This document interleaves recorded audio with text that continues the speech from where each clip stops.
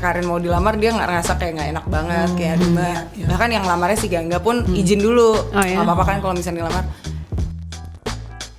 Dituding jadi penyebab Awkarin putus dengan Gangga, Erika Carlina buka suara. Erika Carlina terseret dalam kandasnya hubungan Awkarin dengan Gangga Kusuma. Menurut isu yang beredar, ia diduga menjadi penyebab Awkarin dan Gangga putus setelah tunangan. Lantas, Erika Carlina langsung memberikan klarifikasi lewat unggahan Instastory pada Minggu 13 Maret 2022.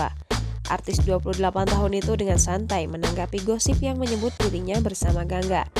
Ia nampak kecewa, malah beredar isu miring karena tidak bicara soal dugaan Awkarin putus cinta. Erika Carlina juga pasrah dikaitkan dengan kandasnya hubungan Awkarin dengan Gangga. Namun ia menegaskan tidak ada komunikasi sama sekali dengan pelantun Blue Jeans. Jangan lupa subscribe, share, komen, dan like ya!